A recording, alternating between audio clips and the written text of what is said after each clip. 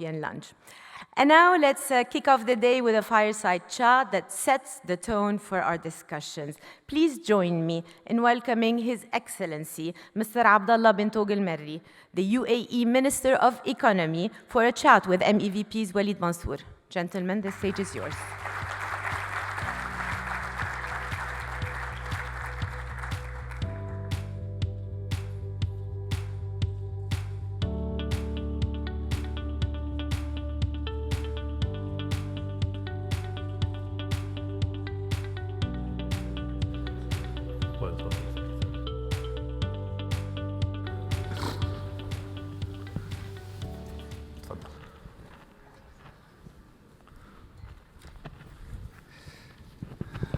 Good morning, everyone.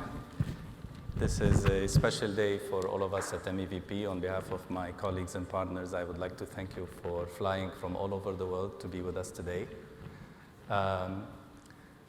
We have a very, very special panel. We have a lot of special panels today, but I have the honor to open with His Excellency Abdullah bin Touq Marri, the Minister of Economy in the UAE. Your Excellency, thank you for being here with us today. It's a true honor. We have throughout the day, about 200 guests coming from all over the world, mostly investors and tech entrepreneurs. As you know, we've been in venture capital in the UAE for more than a decade, and MEVP takes pride to be headquartered in the UAE, actually here in the IFC. And throughout our journey, we've been investing in early stage and growth stage technology companies with more than 60 companies under our belt. And we really take pride in being part of the fabric of the UAE and play the hub platform play here to be able to invest in Saudi Arabia, in Egypt, in Jordan, in the region, and in beyond. I look forward to our panel, and I would love to start by asking you, if you don't mind, maybe we can start by the global picture. The past three years have been, to say the least, challenging, if you want to use kind words, from COVID to crazy volatility in the markets, inflations, interest rates, up until a few weeks ago with the banking crisis in the USA that still continues. So what are your outlook on where the world economy is going, and in particular in the UAE, because one cannot, one feels that we are somehow isolated from all of this. Are we isolated, Your Excellency? First of all, thank you so much. Very good morning to everyone. Walid, I heard that this is your first suit you're wearing, and I think you're wearing it because there's a minister on the stage, but you ruined the picture for me because I want to be with cool people, and all those who wears, casuals, hoodies, and Nike shoes. I think that's something which I missed the opportunity of taking a picture on that. But I think the most important part is just to speak about the UAE and what the UAE has done. Are we isolated? It's a good question.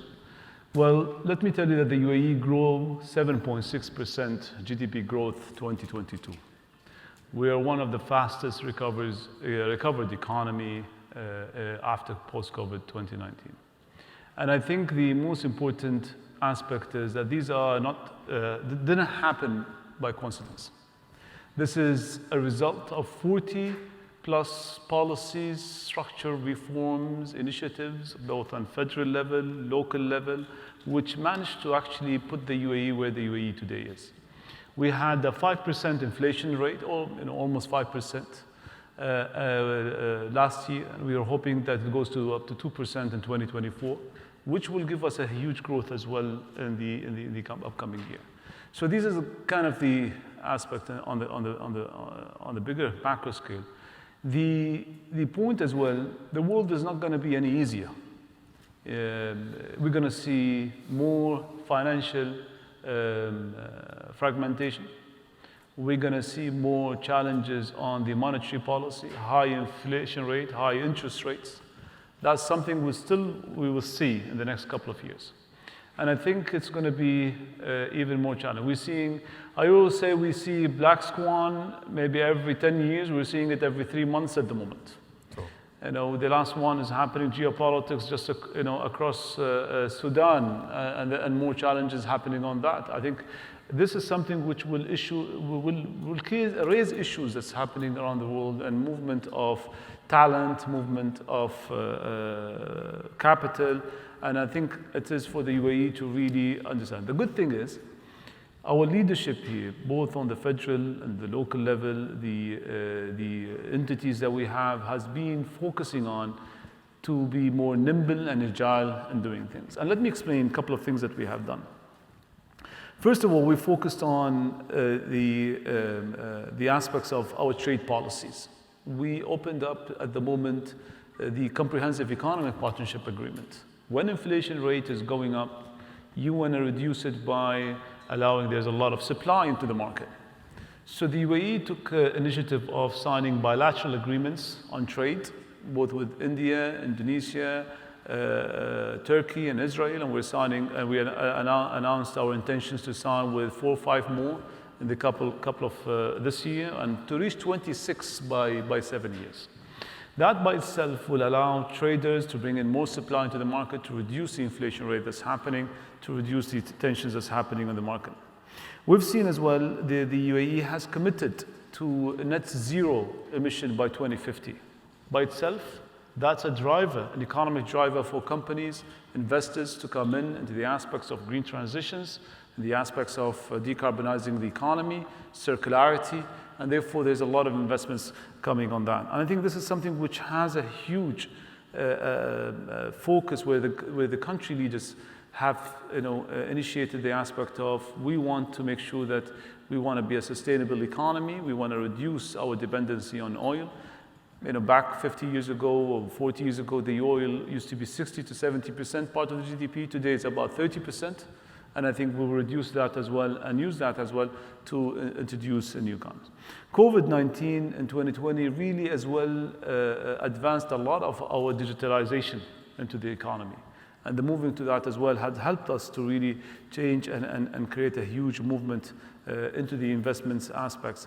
And I think this is a growth where we're looking in it. Last year, at the same time this year, in March or April, I were asked what's the expectations of growth of GDP in 2022. And I said, well, we need to double our economy. We have a KPI to double our economy from 1.5 trillion dirhams to 3 trillion dirhams. And if I need to do that, I need to grow at 7% GDP growth. So they said, what do you expect the GDP growth to be? I said, well, for me, I want it to be 7.7%. But the central bank, the IMF, the World Bank, everyone expects us to do between, 4 to 5%, 3 to 4%? Well, let's see what happened end of the year. We grew at 7.6%. Wow. I was asked again this year as well, the IMF, the World Bank, central bank, everyone expects us to grow between 3 to 4%. I say, I want to grow by 7%. If I want to hit to double the economy, I need to grow by 7%. In order to do so, we are very focused in the aspects of what we need to change, what we need to really help the economy to really look at. And this is something which we see it on a macro level. I'm in the business of doubling.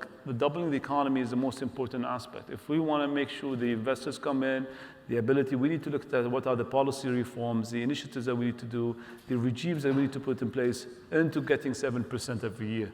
Now, everybody else can say 3 to 4%. That's good. I can say, I want 7%. I'm not saying we'll get 7%, but I say, I want 7%. And that's the aspect where the mentality we have in the ministry is everyone is working how to get 7% GDP growth. Now, end of year, it would depend on whatever the circumstances are happening, what things are changing, how the UAE are agile in changing these. Your Excellency, 7% is an impressive number and target. And I would like to ask about the role of the creative and technology sector, and as well as venture capital in contributing to this goal and objective. You've initiated as a ministry many initiatives in this space. I've heard you talk a lot about the importance of the creative industries, media, heritage, culture, but also technology and digital, where we play. Can you give us a bit more flavor about how do you see this sector evolving, its place in the UAE, and what are some of the initiatives you are focused on, and how can we participate? Well, going back to your suit, Waleed, I think creativity, you need to be more relaxed, right? To be in the creative zone. Next interview, inshallah, I'll drop the suit. So I'll give it a try to answer this question. I think the creative economy is about 3.5% of UAE's GDP. Dubai has announced it wants to reach 5% creative economy in contribution to the GDP by 2025. I think that's something which is as well a huge contribution. 5% of Dubai GDP by 2025, which is about next, that will help you to get my 7%, is creative economy. And I think creative economy is the flavor of Dubai's and the UAE's economy. Abu Dhabi as well is working on investing heavily in culture, the creative zones, industries through the YAS Creative Hub, Abu Dhabi Talent Program as well. And what happened is, with the regime of the visa, the golden visa, we introduced the green visa regime and the freelance visa regime as well, which is more directed to the creative industry. From that, what I say is that we look at that how creative industry needs to work is you need to have the zones in place, you have to have the talent that will come in place, and you have to have the right outfit in place. And I think I think that's something which is important in the aspect of attracting of the aspect of creativity. And we're next focusing on how to help the structure of companies and facilitating the structure of companies for creative industries. That is something we're working with the local governments to understand what is needed to help them structure in a way to be more creative. We cannot use the same systems we're using for, let's say, a very traditional structure for a company. When you have a creative company, has a different aspect. As well, we're looking at how we're going to protect our artists, our creatives, the IPR environment. This is something as well in the ministry. We already launched the collective society protocol. We want to as well protect the industry of the musicians, bring them in. We think that it will unfold a huge amount of investments. We already started working to create the first CMO. The CMO is at the moment is on the process. We are waiting for because we cannot create it. It's the sector needs to create it. But we gave the policy, the procedures for CMO, the collective management to start, and that by itself will protect most of the musicians and artists and forming that. We're reforming digital trade as well. We're working on digital trade. We're now on the level, we got the go-ahead to sign the digital trade treaty, the global digital trade treaty. So the UAE is actually initiating and going into global trade on digital. I think this will help the tech industry and address it in ways will disrupt a lot of the aspects. So when we say going back, doubling the economy and saying I want 7%, we cannot look at this when we look at the normal traditional economy. Traditional economy will grow at its own pace. We need to find collectively with everyone in this room what are the new economies to really address. And I think that's the most important, because if I want to double the economy, I want 7%, I need to look elsewhere. And creativity is the most important aspect where there is a lot of industry, and growing that is important.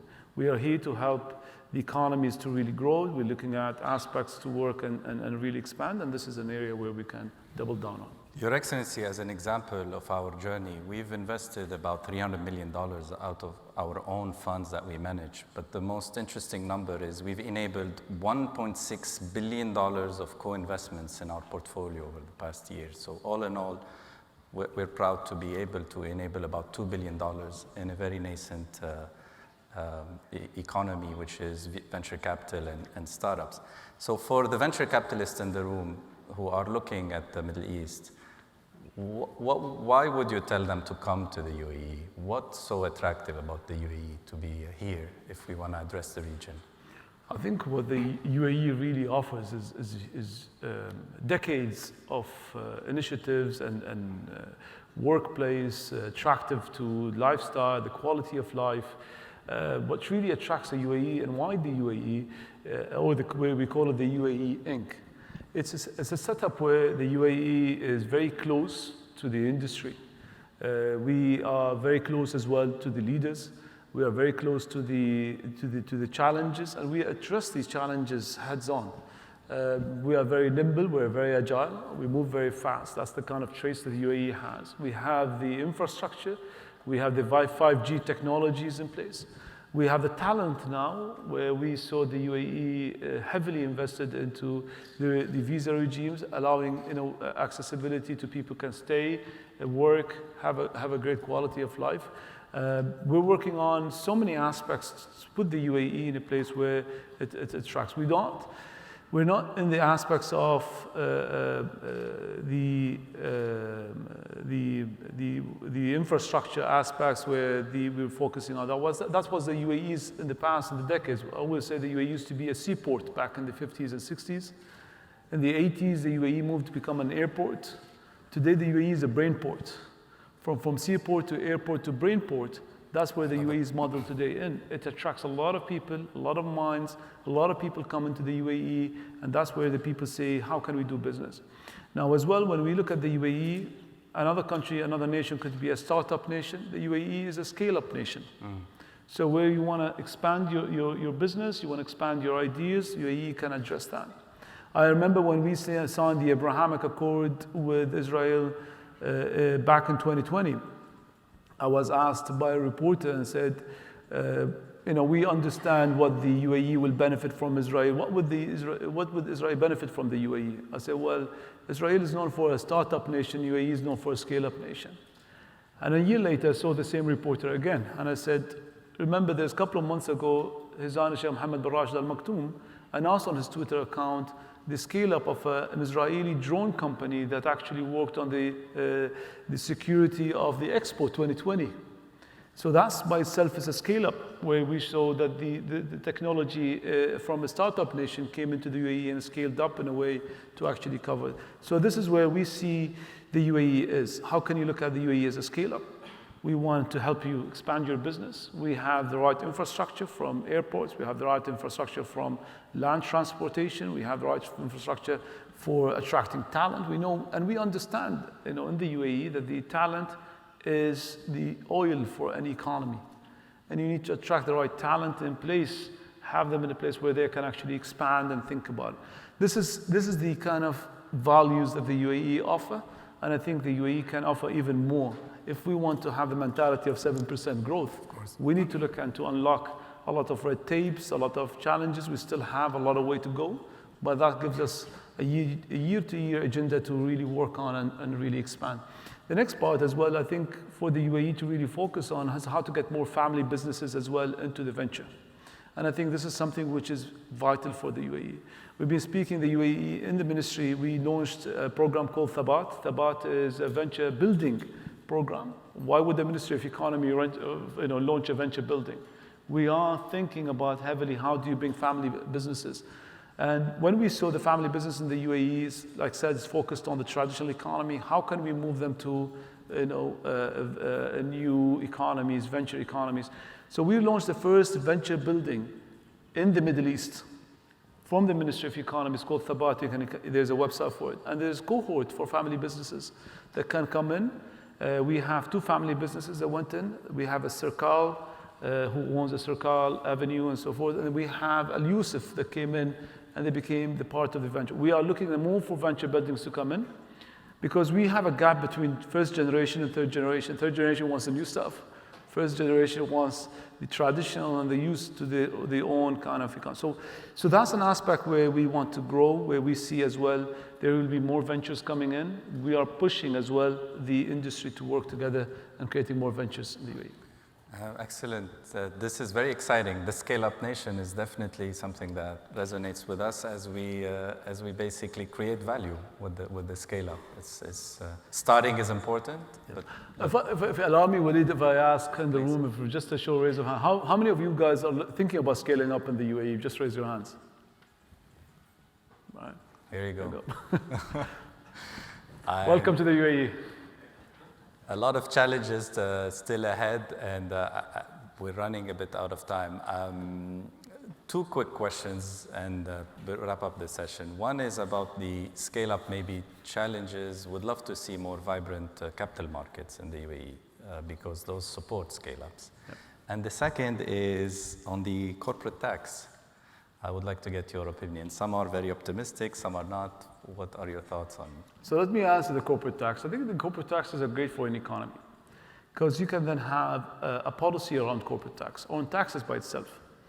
The corporate tax in the UAE, let me just straighten a couple of things. It is going to be on profit.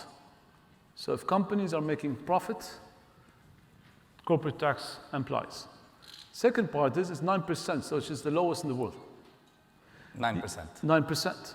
So when I said that these are two more major important things that for any companies. Now, the UAE really understand that you cannot have two systems of a fee system and a corporate tax system. There is going to be some time where fees will go down and dependency on corporate tax. Now, as a policymaker in cabinet and government, you cannot have policies unless you have tax system where you can say, I can have a rebate if you invested in R&D. I can have a rebate or incentivize companies that are invested in high tech, for instance, and high talented individuals, for instance. So these policies, then I can reduce the taxes or rebate the taxes in ways to incentivize industries.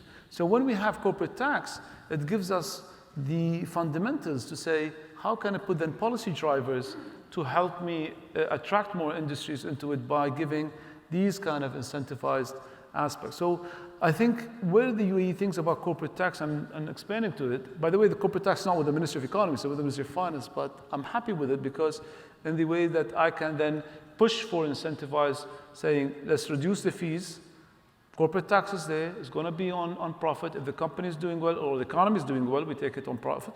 If the economy is not doing very well and the company is not doing it, we can have tax breaks. You're not going to take it on profit, and therefore there's a system where it works, by the way, to support the economy, to support the businesses moving forward. So I don't think there should be a worry on corporate tax. It is not a new system for any companies globally. It's a system where everybody's using it around the world. And the UAE is not going to introduce something totally new. The UAE is not going to bring something out of the blue and impose it. It's going to be the same international process that anywhere in the world is happening. Your Excellency, thank you very much for your time. This has been a really interesting conversation, and we're lucky to have you, and I promise you next time, no suits. Thank you. Thank you. Can we take a quick... Thank you, Your Excellency. Thank you, Walid. That was a very, very interesting talk. We heard from the UAE Minister of Economy how the UAE is targeting a 7% GDP growth for 2023. He said 7.6% in 2022. By no means a coincidence. It was the result of agility, sustainability being at the heart of UAE strategy and the digitization drive. He said the creative economy currently constitutes 3.5% of UAE's GDP. Dubai alone is targeting 5% of GDP for the creative economy by 2025. This would be achieved by the visa regimes, the zones, the company structure revisions, the intellectually property rights revisions, and reforming the digital trade. He mentioned the UAE transformation from seaport to airport to brainport. It's the scale-up nation for the region. More family businesses are going to be encouraged by the UAE government going forward into the venture space. And finally, he emphasized how corporate tax was a fundamental policy driver, namely to incentivize investments. So that was a very, very interesting and eye-opening talk for the beginning of this day.